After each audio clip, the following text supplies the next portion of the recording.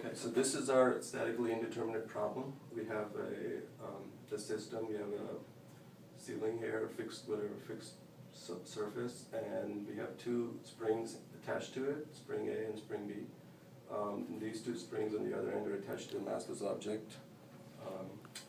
Let's call this first spring attachment at the point here A, and the point here, let's call it B. And the spring constant for A is Ka, and for the other one is Kb.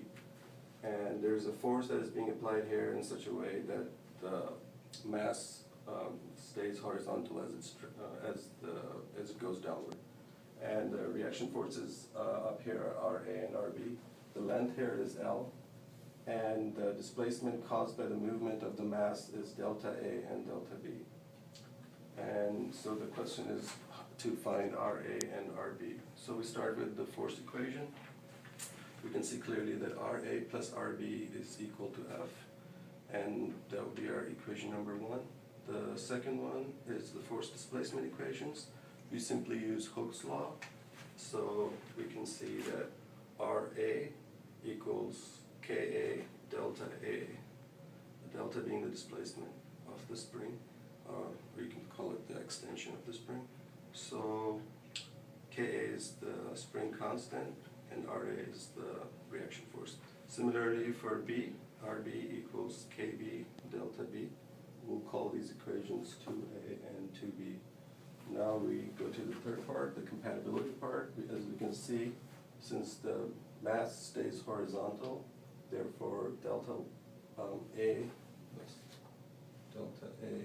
should equal delta B. And so then we calculate then we add equations 2 and 3, and from adding the two equations we can see that Ra divided by Ka equals Rb divided by Kb, because Ra divided by Ka equals delta A and Rb divided by Kb equals delta B, and they're equal. So from those equations 3 and 2A, 2B, we get this. And then we just use equation 1 to substitute for, in this case, Rb. So Rb is F minus Ra, and that's what we did here. We just put Ra divided by Ka equals F minus Ra divided by Kb. And we move things around, and we end up with Ra equals Kaf divided by Ka plus Kb. Similarly, if we substitute Ra in terms of Rb, we will get Rb equals Kbf divided by Ka plus Kb. And if, to ensure that our mass stays horizontal, so let's say the force exerted is at a point x, which is distance d1 from the A spring and d2 from the B spring. So we just have to ensure that the torque here is 0. To do that, we'll just calculate the two torques. So this would be Rb times d2, and this would be Ra times d1, and we just have to equate the two. So basically, distance d1 over d2 has to be proportional to Rb divided by Ra.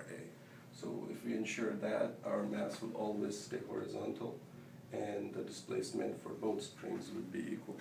So that was a statically indeterminate problem. Thank you very much.